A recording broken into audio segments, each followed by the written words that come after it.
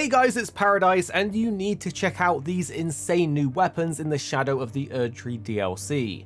This is the Sword of Light. It literally shoots holy laser beams everywhere in front of you, hitting enemies multiple times and buffing your holy damage. And this is the Sword of Darkness. It sweeps all around you in massive AoE holy shadows, dealing massive damage to everything nearby and lowering their holy negation. It's important to note you can only keep one of these swords per playthrough, as getting the Sword of Darkness requires giving up the Sword of Light. So drop a like below if we helped you out and comment to let us know. And let's jump into it with a guide showing you the 4 routes to get everything as quickly as possible. First up, we need to grab the Potentates Cookbook, which gives us access to the Hefty Furnace Pot to craft. Luckily, it's really easy to grab as it's very near one of the first sites of grace you will unlock, the 3-path cross. From here, mark just north on the map as I have done and start heading towards it. This is a very straightforward run, although do note you want to run slightly down the hill first, as there is a small drop into the lower area, which is where the burnt out house is that we want to get into. After running all the way over, head inside the house and loot the 3 items inside. There'll be 2 furnace visages and the cookbook itself, which we need all of these things. Now we need to craft the Hefty Furnace Pot, which requires the Furnace Visage, so we've got that, 2 Ember of the Mesmer, 2 Red Flesh Mushrooms, which will be very plentiful in the Land of Shadow, but also a Hefty Cracked Pot. There are numerous locations for the Hefty Cracked Pot, and if you need one, I found one in Bonnie Village. If you haven't been to Bonnie Village before, start from the Morth Ruins Grace Point and go to this spot in the ruins. From here, there will be a path leading underground. Follow this all the way through and go deeper and deeper until you reach the final cave with a ladder. Climb up here to get the Bonnie Village Grace Point, and then just mark here on the map, and you can run to this area and loot a dead body that will have a Hefty Cracked Pot for you to pick up. But then we need to get the Stone Sheathed Sword. For this, we need to get to the Castle Watering Hole Grace Point. If you don't have this, you will need to go through a hidden door in the Shadow Keep that leads here. Start at the Main Gate Plaza site of Grace and follow this route.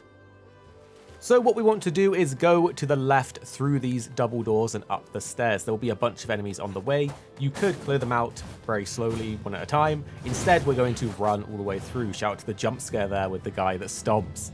Keep going up to this feast hall and then look at this door that leads outside with all the sort of boats. And do watch out for the little guys behind the boats because they will rush you, but if you keep running, you should be just fine. Keep going down to where these boats are, and on the left there will be a ladder that we want to go down as quickly as we can to avoid all the enemies. If you dash, you can slide down the ladder, which is a bit quicker, and under the water there is a hidden room here with another ladder. Use the ladder, do not drop. You see it's a very steep fall, and we'll be in this room. Now, near here is a hidden wall, but it's not on that wall. Go into the next room with the painting, and then look for this wall and attack it. Bam! A hidden wall revealed, leading to a whole new area. Follow the water down, and what's this? A coffin. This is almost like a trope in Dark Souls games. So, head into the coffin as you can see, and we'll get a little cutscene where we basically somewhat safely ride this coffin into an entirely new zone. But after the cutscene plays out, we're actually going to be in the area that we want to be in order to get the sword that we need to turn into the Sword of Light and then into the Sword of Darkness. So as you can see from here, we run forwards and we will have the Sight of Grace that we need to do this. So from here, hop onto your mount. You can pick up the items if you want for some extra furnace visages, and you'll see this big out of action fire golem. You can attack it, it won't wake up. There is another like visage thing there if you want it, but we need to wake him up. So what we're going to do is go over to these ruins on the left. Go all the way around the back, and you can actually just climb up, and you can just do this on your mount for some extra speed. Run along and parkour across these walls until you get to this top bit, and once you're at this ledge that has a convenient opening, craft the Hefty Furnace Pot and place it on your items so that you can throw it at this guy. Once you've got it all placed, yeet it at him and it will wake him up. And that's our chance to run behind him without actually fighting him because, gosh, they're annoying to fight. Run in here in this nice sort of flowery place, and just on this gravestone, you will find the Stone Sheathed Sword. You can see it here on the map. And next we will need to turn the Stone Sheathed Sword into the Sword of Light. To do this, we want to get to the Rauh Ancient Ruins West Grace Point. If you have unlocked this already, then great, otherwise it's a long journey to get there. You need access to the Shadow Keep and specifically the Storehouse First Floor Grace Point. If you don't have this, you need to progress further in the game, but if you do have it, I will show you the route to get there. And so from here, go to the left and keep going left. Obviously there's a rune arc there if you want it, but we want to go down the elevator. So I've already used it before, so I had to pull the lever, and this will pull the elevator all the way up. Once it's there, just simply stand on that little button in the middle to go all the way down the elevator, and it is a little bit of a long ride, so I'm going to skip it for you. When you're at the bottom, head through this door to the right and take a left if you want to pick up this Ash of War, which is pretty cool. It's right here on the map if you want it. There's no enemies here, so it's a little freebie on the way. Then head straight and go left down these stairs past the gross pot enemies, through this sort of doorway into the big room, then take a right like I have, followed by a left to get all the way down here, and we're now leaving the Shadow Keep and we can get a Site of Grace. From here we want to go to the little door that's ahead of us. Unfortunately, you can't open the big door, so go to the little one to the side and then follow this bridge all the way down. You can actually mount up now to speed it up. There'll be a bunch of bats on the way. I like to just attack them as I'm riding. But we're basically leaving the Shadow Keep area and going to the third sort of area of the map for the, I guess, the main story. There's also a mage here. I've just ignored them and rode right past. And what you want to do is go through this door to the right, pick up the smithing stone because it is a level 9 one, which is pretty good.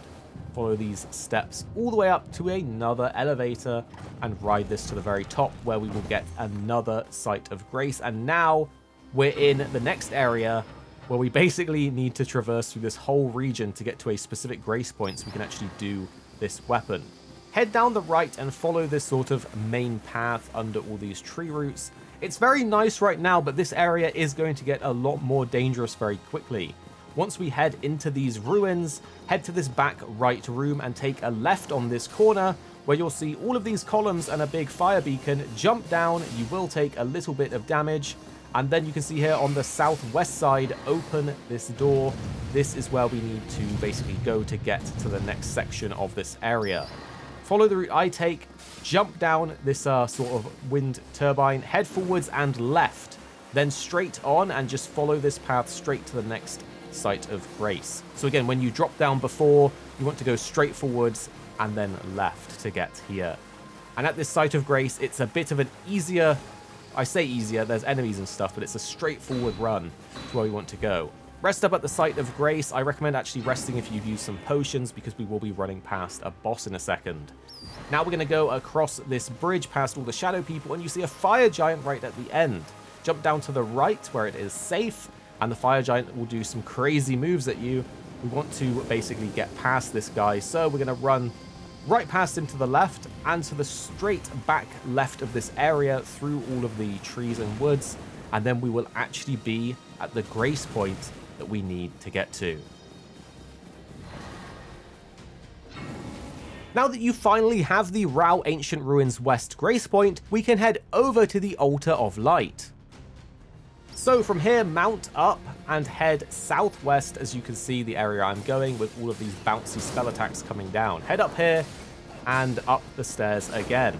Straight forwards to the end, there's a shiny here if you want to pick it up for an extra fragment, and then run past this sort of circle structure. You can pick up the Spirit Ash if you want. I mean, why not since you're here? But it is this area that we want to go to with all of the blood and red everywhere in this ruin.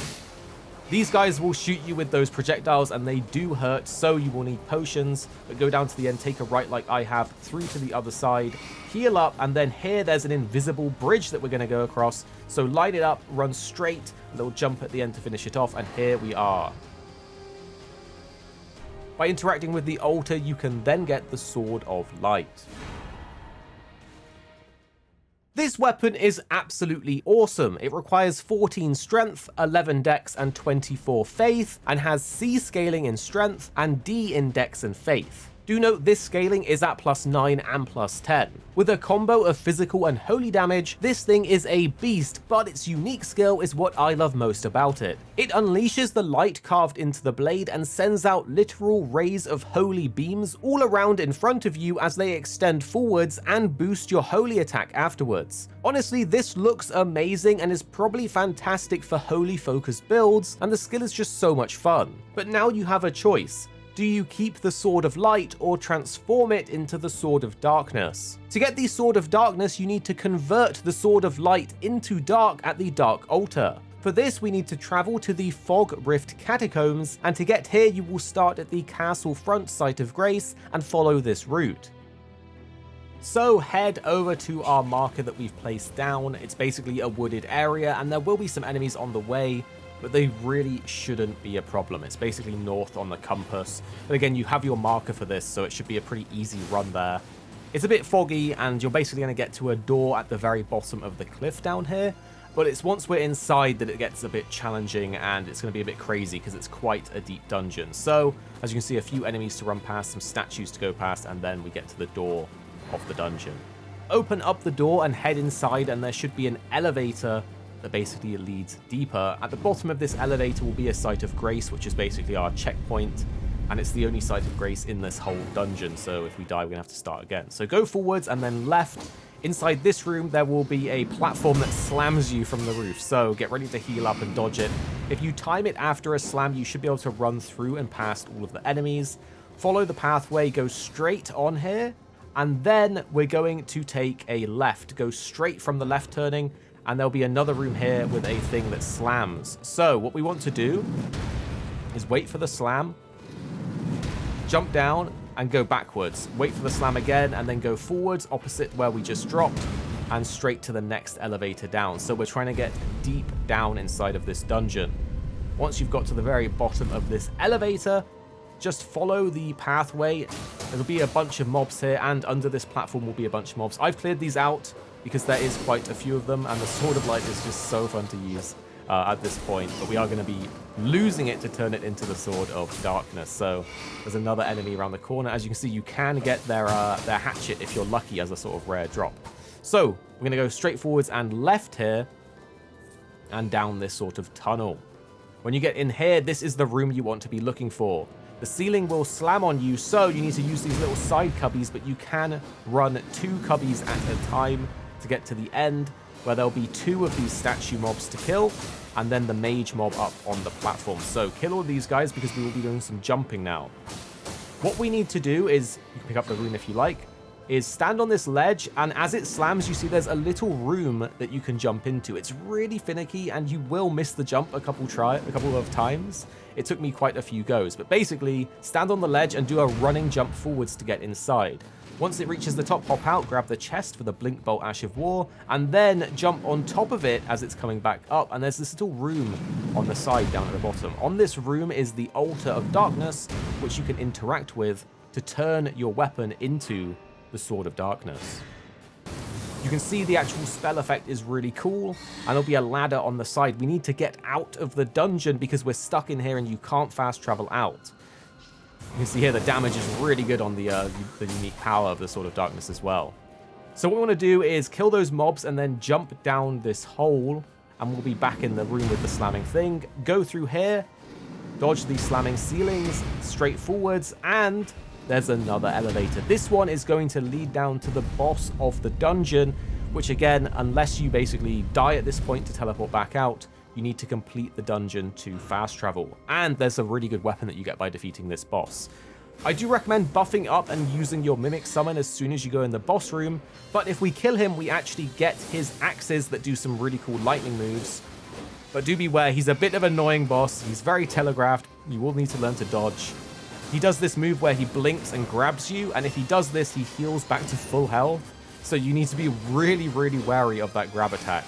But after a few tries, it shouldn't be too hard. You can hide behind the pillar and use the Sword of Darkness if you want to. It absolutely chonks him. And once he's dead, you can now fast travel. I don't know if you can fast travel, but you can use this little thing on the side to return to the entrance, actually.